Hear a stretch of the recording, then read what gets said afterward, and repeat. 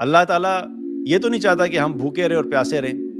جو اللہ ہمیں پورا سال رزق دیتا ہے، کھانا کھلا سکتا ہے، پانی پلاتا ہے، طرح طرح کے کھانے ہمارے لیے جو انتظام کرتا ہے، جو ہمیں کھلاتا ہے، جب وہ پورا سال کھلا سکتا ہے تو اس مہینے میں بھی کھلا سکتا ہے۔ اور زیادہ سے زیادہ کیا ہے، 700 گنا لکھا جاتا ہے۔ یعنی اگر کسی شخص نے 1000 روپیہ صدقہ کیا تو 700 ٹائمز اس کو بڑھا کے اللہ تعالیٰ لکھتا ہے۔ اللہ تعالیٰ فرماتا ہے کہ انسان کا ہر عمل اس کے لیے ہے سوائے روزے کے، وہ صرف میرے لیے ہے اور میں ہی اس کی جزا دوں گا۔ پہلی خوشی افطار کے وقت ہوئی، دوسری خوشی کب ہوگی؟ کہ جب قیامت والے دن اللہ سے ملاقات کرے گا۔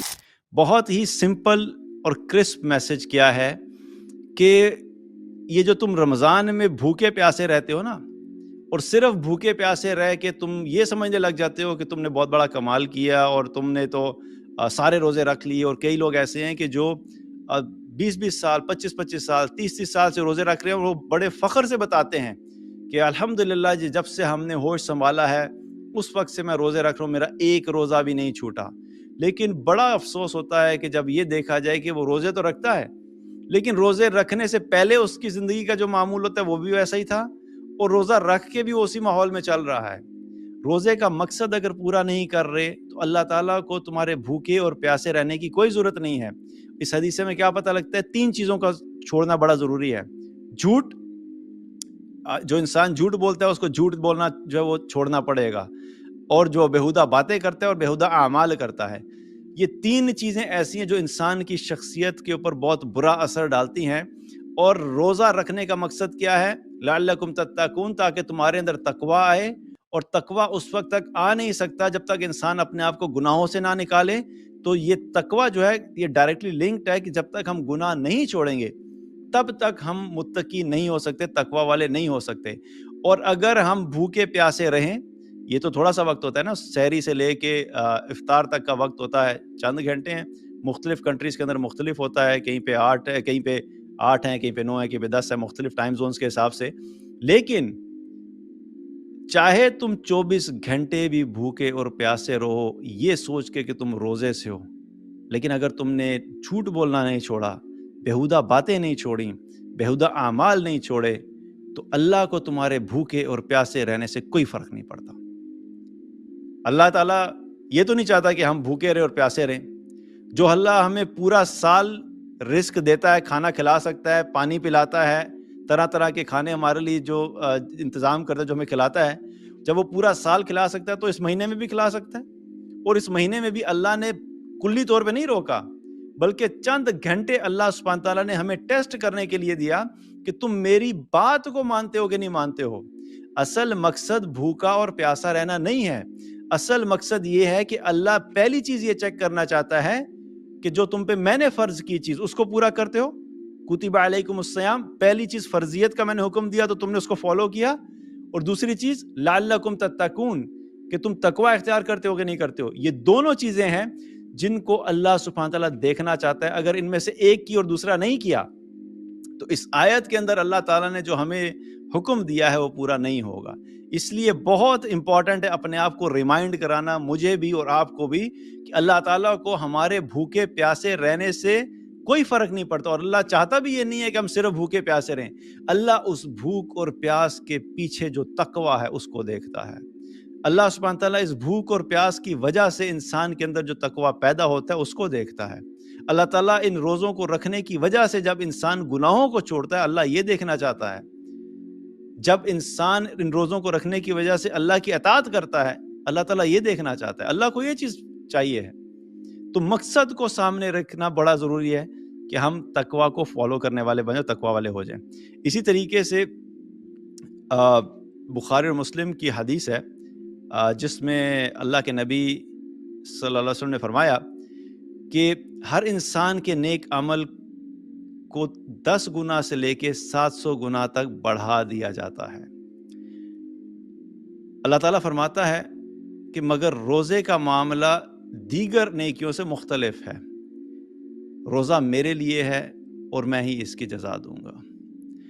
بڑی زبردست حدیث ہے اللہ کی رحمت سے متعلق کہ رسول اللہ صلی اللہ علیہ وسلم کیا فرما رہے ہیں کہ اللہ تعالیٰ ہر عمل کا جو اجر ہے وہ 10 گنا سے کم 10 گنا جو ہے وہ دیتا ہے. مثلاً کہ اگر کسی شخص نے 1 روپیہ صدقہ کیا تو اللہ تعالیٰ ہمارے نام اعمال میں اس کو 1 روپیہ نہیں لکھتا، بلکہ کم سے کم جو ویلیو لکھی جاتی ہے وہ کیا ہے؟ 10 روپے لکھی جاتی ہے. آپ نے 100 روپیہ صدقہ کیا تو اللہ آپ کے نام اعمال میں 1000 روپے کا صدقہ لکھے گا. آپ نے 1,00,000 روپیہ صدقہ کیا، اللہ تعالیٰ کم از کم آپ کے نام اعمال میں 10 لاکھ روپیہ صدقے کے طور پہ لکھے گا. یہ کم سے کم ہے. اور زیادہ سے زیادہ کیا ہے؟ 700 گنا لکھا جاتا ہے. یعنی اگر کسی شخص نے 1000 روپیہ صدقہ کیا تو 700 ٹائمز اس کو بڑھا کے اللہ تعالیٰ لکھتا ہے. تو یہ اللہ کی رحمت ہے. یہ کس چیز پہ ڈیپینڈ کرتا ہے کہ انسان کا اخلاص کتنا ہے. جتنا زیادہ اخلاص ہوگا اتنی قیمت نامہ اعمال میں اس کی زیادہ لگے گی. تو اللہ تعالیٰ کی یہ بہت بڑی رحمت ہے. اور یہ کبھی کبھی میں جب اس حدیث کو دیکھتا ہوں، سنتا ہوں یا پڑھتا ہوں دوبارہ، تو یوں محسوس ہو رہا ہوتا ہے کہ جیسے اللہ چاہتا ہے کہ یہ تھوڑا سا کام کر لے نا بندہ، تو بس اس کے لیے اتنا زیادہ لکھ لو کہ یہ کامیاب ہو جائے کسی طرح. مطلب ایک ہوتا ہے نا، ہمارے یہاں ڈفرینٹ ایٹیچیوڈز ہوتے ہیں. کچھ ٹیچر ہوتے ہیں جو اچھے خاصے پاس ہونے والے بچے کو بھی جو ہے وہ اسٹرکٹ مارکنگ کر کر کے فیل کر دیتے ہیں. اور کچھ ایسے ٹیچرز ہوتے ہیں جو بالکل فیل ہو رہا ہوتا ہے نا بچہ، اس پیپر میں سے بھی ڈھونڈتے ہیں کہ کوئی ایک چیز مجھے ایسی مل جائے کہ میں اس کو جو ہے کلیئر کر کے اس کو پاس کر دوں. اللہ سبحانہ تعالیٰ کی رحمت ایسی ہے کہ یوں لگتا ہے کہ بائی ڈیفالٹ اللہ سبحانہ تعالیٰ چاہتا ہے کہ میرے سارے بندے ہی کامیاب ہو جائیں. اور اللہ نے اس کامیابی کے لیے کامیابی کا کرائٹیریا اتنا آسان کر دیا. تم ایک نیکی کرو 10 گنا لکھوں گا، 700 گنا لکھوں گا. تم کرو تو صحیح، تھوڑا سا آگے بڑھو تو صحیح. لیکن پھر کیا فرمایا کہ یہ معاملہ باقی تمام چیزوں میں ہے. نماز پڑھو گے، زکوٰۃ دو گے، صدقہ کرو گے، ذکر کرو گے، کوئی بھی نیکی کرو گے، اس کا اجر کیا ہے؟ 10 گنا سے لے کے 700 گنا تک لکھ دیا جائے گا. لیکن جب تم روزہ رکھو گے تو اللہ تعالیٰ نے روزے کے بارے میں یہ اجر کی لمٹ نہیں رکھی، بلکہ ایک حدیث میں آتا ہے کہ اللہ کے نبی صلی اللہ علیہ وسلم نے فرمایا کہ اللہ تعالیٰ فرماتا ہے کہ انسان کا ہر عمل اس کے لیے ہے سوائے روزے کے، وہ صرف میرے لیے ہے اور میں ہی اس کی جزا دوں گا. اور اسی طریقے سے ایک اور حدیث سے میں پتہ لگتا ہے کہ روزے کا اجر اللہ نے مخفی رکھا ہے. یہ اللہ قیامت والے دن نہیں بتائے گا کہ کیا دینا ہے. اس سے ہمیں یہ پتہ لگتا ہے کہ روزہ ایک ایسا عمل ہے جس کا اللہ نے اجر کا کوئی حساب نہیں رکھا. 10 گنا سے لے کے 700 گنا تک کی کیٹیگری میں آتا تو اللہ تعالیٰ روزے کو بھی اس میں ڈال دیتا. لیکن یہ اس سے بھی آگے کی چیز ہے. یہ اتنا بڑا عمل ہے کہ اگر ہم اس کی فضیلت اور اہمیت کو سمجھ جائیں تو ہم میں سے کوئی شخص بھی کبھی بھی رمضان کا روزہ مس نہیں کرے. تو یہ بہت بڑا عمل ہے جس کا اجر اللہ کی طرف سے جو ہے وہ کئی گنا ہوگا اور اللہ سبحانہ تعالیٰ ہی اس کو دے گا. اسی طریقے سے روزے دار کے لیے اللہ تعالیٰ نے 2 خوشیاں رکھی ہیں. حدیث میں آتا ہے، نبی کریم صلی اللہ علیہ وسلم نے فرمایا کہ روزے دار کے لیے 2 خوشیاں ہیں. ایک خوشی اسے اس وقت حاصل ہوتی ہے جب وہ افطار کرتا ہے، اور دوسری خوشی اسے اس وقت حاصل ہوگی جب وہ قیامت والے دن اللہ سے ملاقات کرے گا. تو جب روزہ رکھتے ہیں تو کیا ہوتا ہے؟ صبح سحری سے لے کے افطار تک نہ کچھ کھاتے ہیں نہ کچھ پیتے ہیں. تو اس کا جو نیچرل ایفیکٹ باڈی پہ اور مائنڈ سیٹ پہ کیا آتا ہے کہ انسان تھوڑا سا ویک فیل کرنا شروع کر دیتا ہے، انرجی لیول تھوڑا لو ہوتا ہے، انسان اس طریقے سے کام نہیں کر پاتا ایگزرشن کے جس طریقے سے عام روٹین میں کر رہا ہوتا ہے. حالانکہ میں خود پرسنلی اس چیز کو یہ سمجھتا ہوں کہ ایک مومن کو روزے کی حالت میں بھی بالکل جو ہے وہ فریش رہنا چاہیے اور اس کو اسی طریقے سے کوشش کرنی چاہیے اپنی زندگی گزارے جیسے وہ نارمل گزارتا ہے، اور اس طرح شو کرے کہ ہم اللہ کی اطاعت کر رہے ہیں، لیکن ہم اللہ کی اطاعت کرنے میں تھکتے نہیں ہیں. ہم اللہ کی اطاعت میں جو ہے ہم پہ کوئی بوجھ نہیں ہے. کیونکہ بہت سے لوگ یہ سمجھتے ہیں نا کہ بھوکا پیاسا رہے کہ تو انسان پتہ نہیں زندگی کیسے گزارتا ہے. حالانکہ واللہ اگر آپ اس مائنڈ سیٹ کو اپنے چینج کر لیں کہ نہیں کوئی فرق نہیں پڑتا، چند گھنٹے تو ہیں، اگر چند گھنٹے نہیں کھایا اور نہ پیا تو کچھ نہیں ہوتا، اپنا کام نارمل جاری رکھیں، اپنی جاب نارمل جاری رکھیں. ٹھیک ہے ٹائمنگ چینج ہو جاتی ہیں، وہ ایک بہت بڑا ایک بینیفٹ ہے اسپیشلی مسلم کنٹریز کے اندر کہ جو آفیسز وغیرہ کی ٹائمنگز وغیرہ ہیں وہ تھوڑی سی کرٹیل کر دی جاتی ہے. لیکن اس کے باوجود بھی اگر نہیں بھی ہو تو ہمیں اللہ کی اطاعت میں کبھی بھی اپنے اوپر ایسا اثر نہیں لانا چاہیے جس سے یہ فیل ہو کہ ہم اللہ کی اطاعت کرتے ہوئے تھک گئے ہیں یا پریشان ہیں یا بوجھل ہیں. یہ چیز نہیں ہونی چاہیے.